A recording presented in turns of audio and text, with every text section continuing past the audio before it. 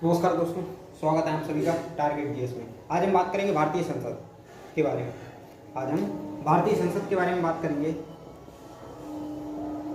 भारतीय संसद, भारतीय संसद को केंद्रीय विधायिका भी कहते हैं। भारतीय संसद को केंद्रीय विधायिका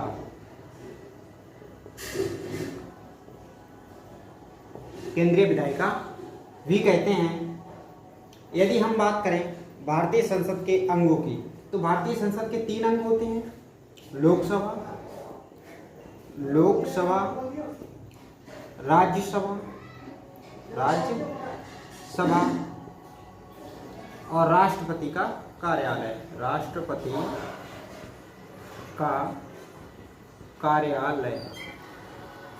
यदि हम बात करें कि संसद किनको मिलकर बनती है, तो लोकसभा, राज्यसभा और राष्ट्रपति का कार्यालय। लोकसभा और राज्यसभा को मिलकर संसद नहीं बनती, संसद बनती है इन तीनों को मिलाकर। यानी ये 3 अंग हैं संसद के: लोकसभा, राज्यसभा और राष्ट्रपति का कार्यालय, यानी ऑफिस ऑफ प्रेसिडेंट। यदि हम बात करें कि भारतीय अनुच्छेद, भारत के किस अनुच्छेद में संसद के बारे में बताया गया है, तो भारतीय संविधान के अनुच्छेद 79 यानी 79 में संसद की बात की गई है। किसकी? संसद की। जबकि 80 में राज्यसभा की बात की गई है और 81 में लोकसभा की बात की गई है। ध्यान से देखेंगे एक बार, संसद की बात 79 में की गई है, जबकि 80 में की गई है राज्यसभा की बात, और लोकसभा की बात 81 में की गई है। इसे याद रखने के लिए हम एक फॉर्मूला लिख लेंगे, सरल। स से संसद की बात 79, रा से राज्यसभा की बात 80 और ला से लोकसभा की बात 81। तो इसे हम इस प्रकार याद कर सकते हैं। यदि हम बात करें लोकसभा या राज्यसभा को अन्य किन नामों से जाना जाता है, तो लोकसभा के लिए हम निम्न सदन भी कहते हैं, निम्न सदन, और इसे लोकप्रिय सदन भी कहते हैं, लोकप्रिय सदन। ये प्रतिनिधि मूलक सदन भी है, ये प्रतिनिधि मूलक सदन भी है। जबकि यदि राज्यसभा की बात की जाए तो इसे हम उच्च सदन कहते हैं। ये संघ की इकाइयों का प्रतिनिधि मूलक है, ये संघ की इकाइयों का प्रतिनिधि मूलक है। यदि हम बात करें लोकसभा की, तो ये अस्थायी सदन है। कभी कभी पूछ लिया जाता है कि अस्थायी सदन कौन सा होता है, लोकसभा या राज्यसभा? तो लोकसभा अस्थायी सदन है। जबकि बात करें हम राज्यसभा की, तो जो राज्यसभा है वो स्थायी सदन है, स्थायी सदन है। अब हम देखेंगे कि लोकसभा में कितनी सीटें होती हैं, अधिकतम कितनी सीटें होती हैं और वर्तमान की स्थिति में कितनी सीटें हैं। ऐसे ही हम राज्यसभा में देखेंगे कि अधिकतम कितनी सीटें होती हैं और वर्तमान की स्थिति में कितनी सीटें हैं। तो चलिएगा देखते हैं फिर।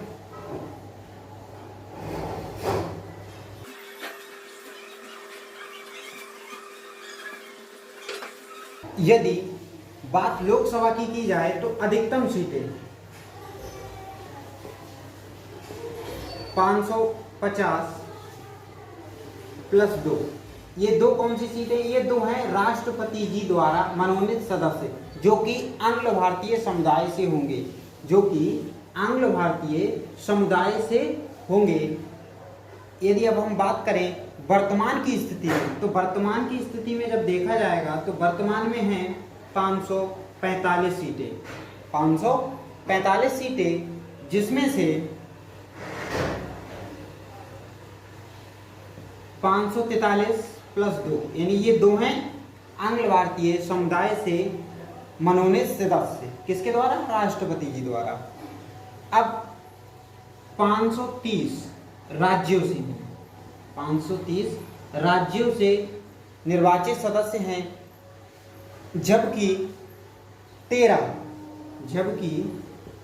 सदस्य केंद्र शासित प्रदेशों से हैं, जबकि 13 सदस्य केंद्र शासित प्रदेशों से हैं। और यदि हम बात करें मनोनीत सदस्यों की, तो 104 संविधान संशोधन अधिनियम संशोधन अधिनियम 2019 के तहत मनोनीत का जो प्रावधान था संविधान में वो हटा दिया गया है, यानी मनोनीत सदस्यों की समाप्ति कर दी गई है। तो अब मनोनीत नहीं बल्कि ये बचेंगे, ये 530 राज्यों के सदस्य होंगे, जबकि 13 केंद्र शासित प्रदेशों के सदस्य होंगे। तो चलिएगा बात करते हैं राज्यसभा पर।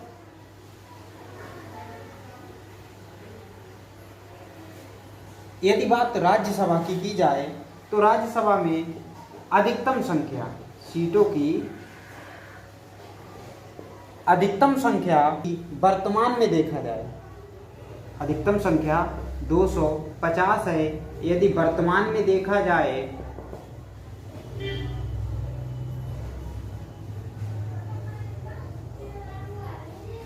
तो 245 है। यदि वर्तमान में देखा जाए तो 245 है, जिसमें 233 राज्य से, जिसमें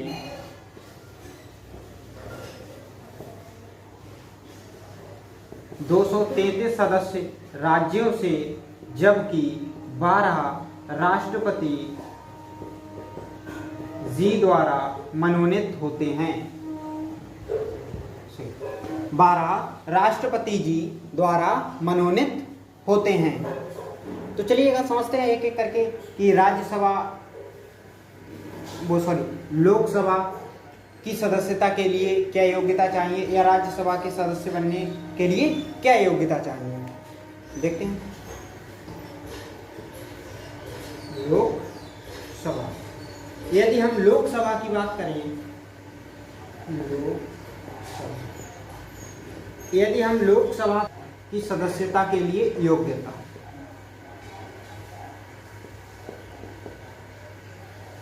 नंबर 1, आप 25 वर्ष की आयु पूर्ण कर चुके हैं, पूर्ण कर चुके हैं, 25 वर्ष की आयु पूर्ण कर चुके हों। दूसरी योग्यता है कि आप भारत के नागरिक हों, भारत के नागरिक हों। दो योग्यता है लोकसभा के सदस्य बनने के लिए, 25 वर्ष की आयु पूर्ण कर चुके हों, आप भारत के नागरिक हों, सॉरी सदस्य नहीं, आप भारत के नागरिक हों।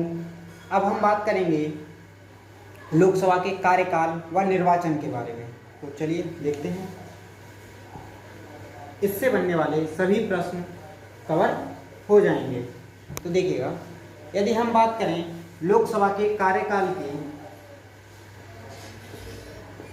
तो इसका जो कार्यकाल होता है वो 5 वर्ष होता है।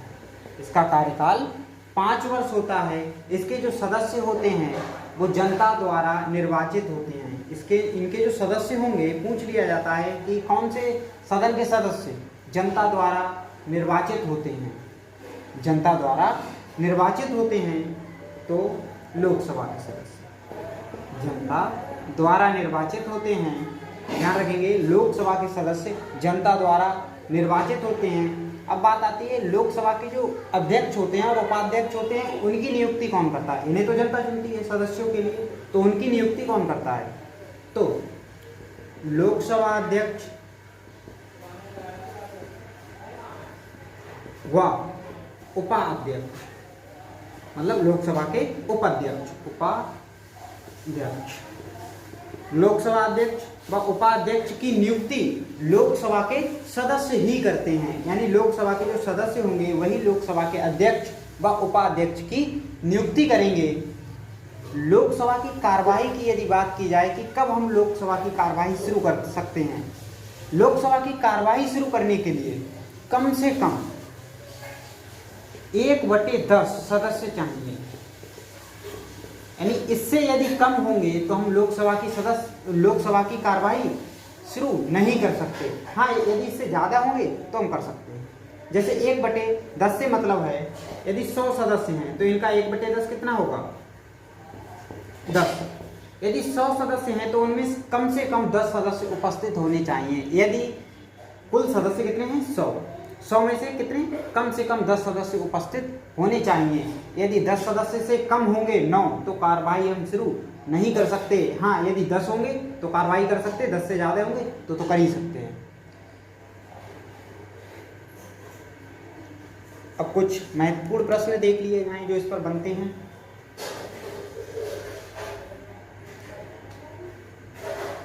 यदि बात की जाए कि पहली लोकसभा महिला अध्यक्ष कौन थी, पहली लोकसभा महिला अध्यक्ष, पहली लोकसभा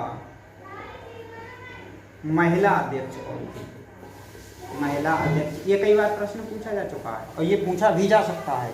तो मीरा कुमारी जी, मीरा कुमारी जी पहली लोकसभा महिला अध्यक्ष मीरा कुमारी जी थी, जबकि पहले लोकसभा अध्यक्ष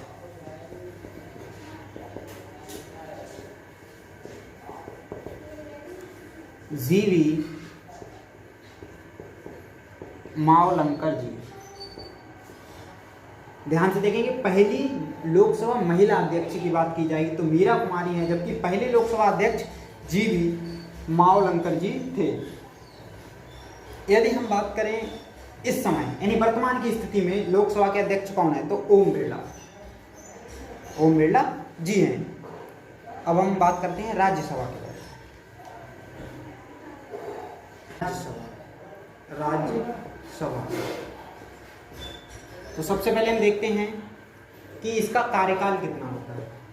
कार्यकाल या योग्यता, चलो योग्यता को समझते हैं। योग्यता,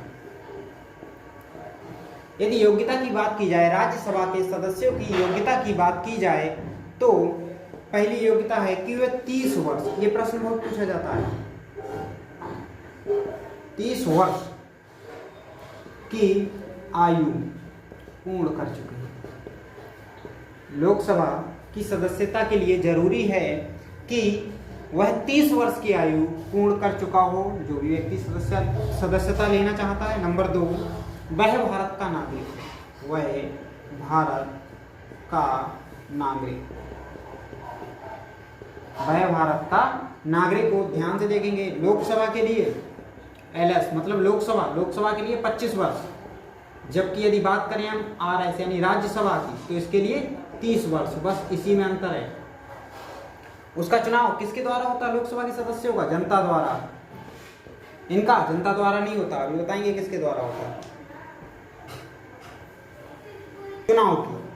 तो जो राज्यसभा के सदस्यों की नियुक्ति की बात है वो राज्य विधानसभाओं के सदस्य करते हैं।